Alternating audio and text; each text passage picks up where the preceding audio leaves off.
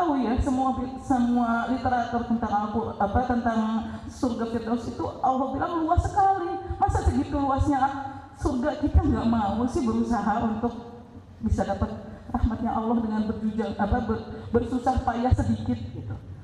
Dan saya kalau Masya Allah, tabarakallah, yang kami hormati Ketua Pengurus Masjid beserta seluruh jajaran, para guru sekalian, Pak Ustadz, Ustazah, guru dan kakak saya, Masya Allah, Ustadz Ahmad Kainama, dan juga semua saudara-saudariku yang Allah persaudarakan, alhamdulillah, dalam keimanan Islam. Alhamdulillah para Islam, Masya Allah, kita dari tadi disadarkan ya, karena kebanyakan dari kita tidak sadar kalau kita sejatinya sudah menjadi muslim by nature tadi ya, Masya Allah. Dan sebenarnya saya di sini bukan mau membicarakan diri saya, tapi saya hanya ingin membantu mengingatkan, barangkali ada yang terlupa, bahwasanya Allah Subhanahu wa Ta'ala adalah sumber dari segala sumber kebenaran yang kadang-kala kita suka lupa. Kita suka cari sumber-sumber kebenaran yang lain karena mungkin saja memang di antara kita Allah kasih skenario kehidupannya berbeda. Ada yang alhamdulillah kayak Mbak Fitri ya, alhamdulillah lahir dari rahim seorang muslimah ya. Ada yang qadarullah seperti saya, lahir dari seorang perempuan yang tidak mengenal Al-Quran. Tapi sesungguhnya kita semua sudah mengaku dalam surat Al-A'raf ayat 172, kita sudah mengaku di alam ruh bahwa Tuhan kita adalah Allah. Supaya apa? Supaya kita nggak ngeles ketika nanti di hari akhir kita ditanyakan kembali, siapa Tuhanmu, siapa nabimu. Dan ini semua sebenarnya sudah ada terangkum dengan baik sekali dalam wasiatnya Rasulullah Sallallahu Alaihi Wasallam. Allahu Akbar.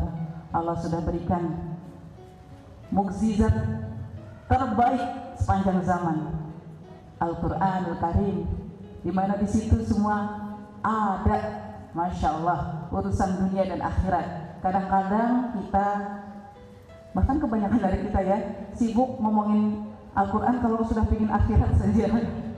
Subhanallah. Sementara kita semua sebenarnya harusnya memahami bahwa Al-Quran ini adalah lebih baik dari GPS dan handphone kita. Coba, biasanya kalau bangun yang diperiksa apa? Handphonenya. Kebanyakan dari kita ya, subhanallah. Kalau ada yang enggak, alhamdulillah, berarti insya Allah itu adalah satu tanda baik. Kita sudah berusaha untuk menjemput panggilan Allah. Jadi kalau saya mengibaratkan kasih sayang Allah itu ibarat fasilitas wifi always on. Cuman handphonenya kita itu nggak selalu mengaktifkan fasilitas itu kan. Ada yang mengaktifkan, ada yang enggak. Ada yang aktifin kalau lagi ada maunya gitu ya. Kan biasanya ada juga yang gitu ya. Lagi ada masalah, oh Masya Allah rajin. Termasuk saya itu sebenarnya, astagfirullahaladzim. Ya kalau lagi ada PR-nya banyak gitu.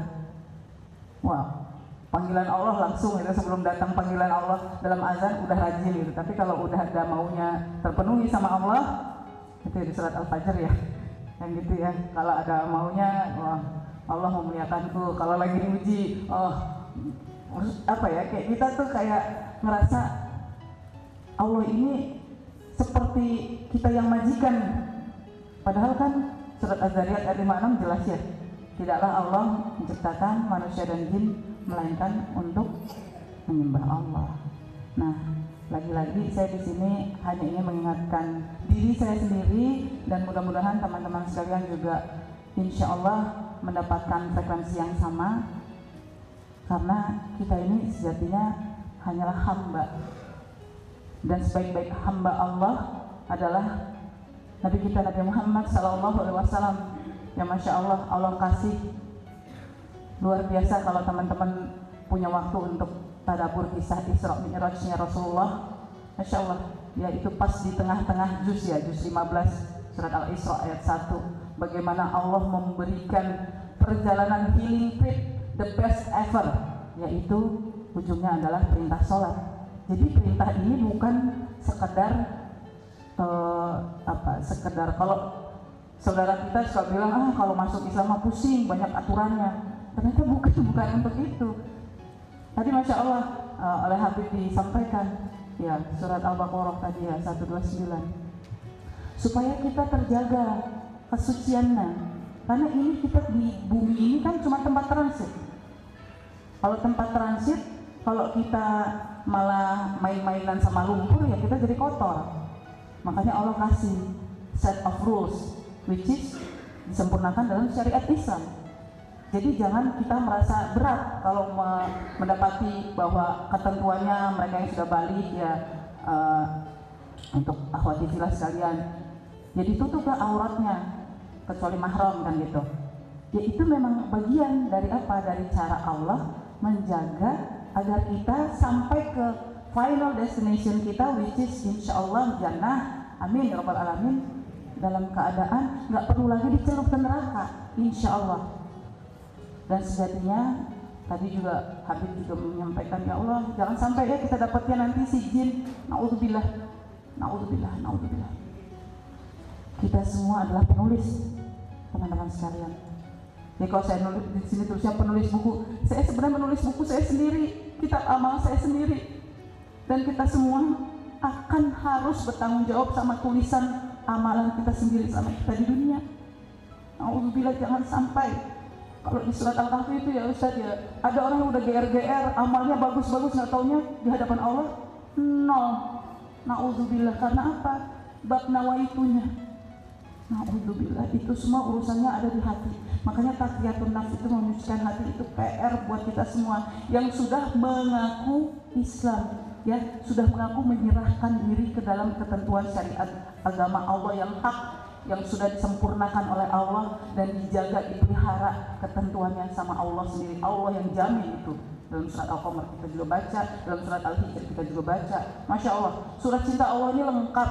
Tapi kebanyakan dari kita, naudzubillah, kita umat muslim terbanyak di dunia. Allahu Akbar. Tapi kalau ditanya berapa persen yang bisa baca Al-Quran, astagfirullahaladzim, malu gak sih? Malu sama siapa? Sama Allah, malu sama Rabb kita. Sementara kita itu disebut sama Al-Quran, Allah menyebut kita sebagai khairul ummah karena apa? Karena ada tugas yang luar biasa yang dicontohkan oleh Rasulullah untuk menyampaikan kebenaran agama ini. Karena hanya ini memang yang benar. Terserah kalau nanti di luar sana mau ada penyesuaian di lapangan gitu ya, bahasanya agak lebih halus, oh iya nggak apa-apa. Tapi buat saya ini agama yang paling benar. Mungkin pada saat itu memang iya Nabi Musa benar menyampaikan tauhid, tapi terjadi pelencengan di kemudian hari, makanya jadi Yahudi. Begitupun juga Nabi Isa alaihissalam, itu juga benar menyampaikan kebenaran Allah, menyampaikan tauhid, tapi kemudian di perjalanan melenceng dengan Konsili Nikea dan sebagainya macamnya yang kita tentu tahu bagaimana peran gereja yang kemudian akhirnya mendistorsikan apa yang seharusnya diyakini oleh setiap umat manusia. Makanya skenario Allah itu udah indah banget. Kita Allah izinkan hidup lahir menjadi umatnya Rasulullah Sallallahu Alaihi Wasallam. Allahumma sholli ala sayyidina Muhammad wa ala sayyidina Muhammad. Bahkan Nabi Musa alaihissalam saja bermohon kepada Allah supaya bisa jadi umatnya Rasulullah. Tapi kita, subhanallah, ini saya maaf ya agak emosional, karena saya habis baca surat surat Furqan ya, Furqan ayat 30 itu. Tapi kata Rasulullah, ya Allah, Rasulullah ngaku umatku telah mengabaikan Al-Quran. Itu kayak rasanya ditampar gitu. Ya Allah, mohon ampun ya Allah, kami umat Islam di Indonesia banyak, tapi sekarang kayak buih di lautan. Bahkan yang bisa baca Al-Quran, kalau kata Ustaz Fatih Karim dari Cinta Quran Center, nggak lebih dari 35%. Itu pun baru baca, belum paham, belum mengamalkan. Ya Allah, berapa orang yang nanti Engkau ridhoi masuk surga kalau begini caranya gitu.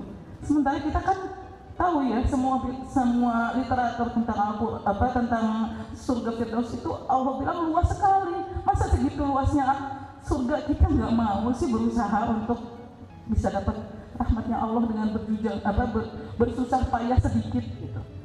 Dan saya kalau boleh menutup ini dengan sebuah analogi, kita berjalan di jalan tauhid ini, ya, jalan kebenaran Islam ini, itu ibarat sedang mendaki, sementara orang-orang yang sibuk dengan dunia ibarat jalan menurun.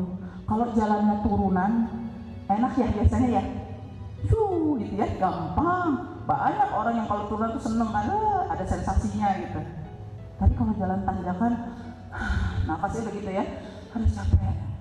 Tapi bayangkan kalau ujung dari turunan itu adalah jurang neraka, sementara ujung dari puncak jalan mendaki kita yang sukar itu adalah ridhonya Allah, surga Firdaus al-A'la bersama Rasulullah Sallallahu Alaihi Wasallam. Insya Allah sama-sama kita jemput kebenaran itu dengan utuh, menjadi seorang mukallaf yang paham bahwa kita harus masuk Islam secara kafah. Insya Allah kita sama-sama, karena ketika kita sudah mengaku bersyahadat, tidak ada lagi oh ini mualaf, oh ini Islam senior, nggak ada. Dan semua Allah persaudarakan sebagaimana Bani Ansor dan Muhajirin bersama-sama bergandeng tangan membangun ukhuwah menjadi umat yang Masya Allah akan dipantaskan untuk kembali menjayakan Islam di akhir zaman. Wallahu a'lam bishawab. Saya akhiri sampai sini dulu. Masya Allah. Assalamualaikum warahmatullahi wabarakatuh. Luar biasa.